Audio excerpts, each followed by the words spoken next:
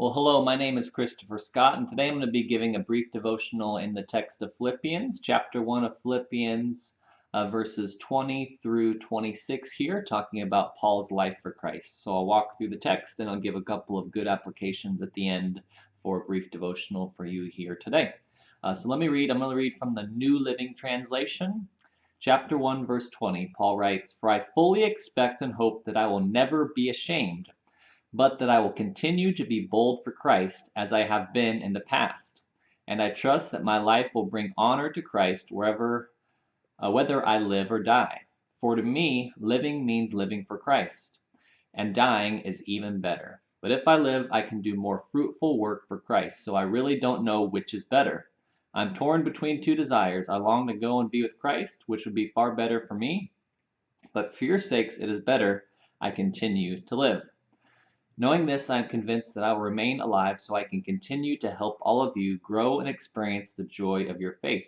And when I come to you again, you will have even more reason to take pride in Christ Jesus because of what he is doing through me."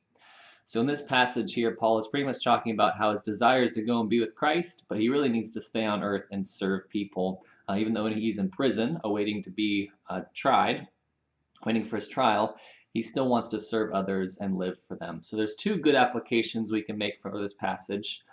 Number one, sometimes we have good options and bad options. Sometimes we have good options and better options in life. And Paul here has two good options, right? He has a good option to go and be with Christ, or a better option is for him to stay on earth and serve in his own mind because he really wants to serve and help the people on earth. I think it's probably better for him to go and be with Christ in his mind, but it's better for the people for him to stay on earth, if that makes sense.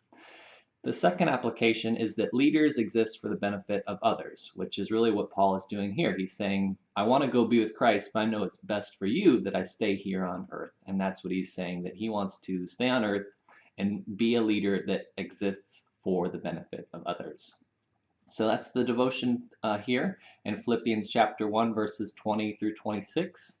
If you want to learn more about the book of Philippians in the Bible, you can visit my blog. I teach verse by verse through the book of Philippians. You can follow the link in the descriptions below and find lots of free resources on my blog at christopherscottblog.com. Thanks for watching and hope to catch you again soon.